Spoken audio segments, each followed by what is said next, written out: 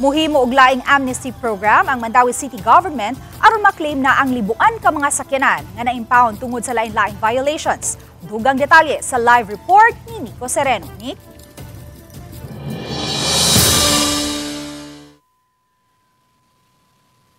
Yes, may tungod kay puno-puno na gyud kining storage o impounding area sa Mandaue City maong gusto ang mga opisyales nga maglusad og laing amnesty program.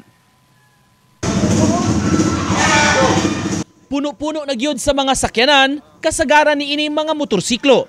Kini nakaroon ang itsura sa impounding area sa Mandaue sa karaan nga public market. Buot sa mga otoridad, ma-decongest ang lugar labi na kay nagsigi pa man ang operasyon ug pagpanakop sa mga traffic violators. Mao nga sa katapusang board meeting sa team o Traffic Enforcement Agency of Mandaue ni atong miaging Biyernes na aprubahan ang paghimo og laing amnesty program.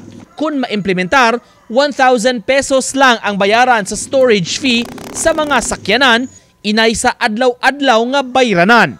Apan kinahanglan gihapon nga isettle ang penalty tungod sa mga violations. Ang ato ara mangitaganan ni og amnesty is only the kining storage fee, no, kay mao man na siya accumulative, kanang naamang na siya per day nga charge. So mao na siya ang basically magdako. So mao na 1,000 lang. 1,000. Sa proposal, ang mga sakyanan nga na-impound gikan sa tuig 2023 ug paatras ang makover sa amnesty. Ang mga nadakpan gikan sa tuig 2024 dili malakip. Impounding area kay ubay-ubay na gyud tuod.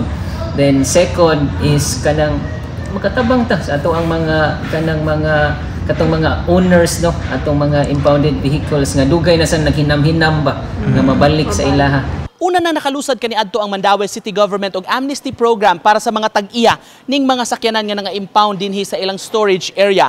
Panghinaot nila nga ning bag-ong amnesty program nga ilusad, mas daghan unya ang ma-avail aron nga mahawan-hawan na nasab kining ilang impounding area. Human mulusot sa team board, iduso ang proposal sa City Council nga maoy mo aprobar niini.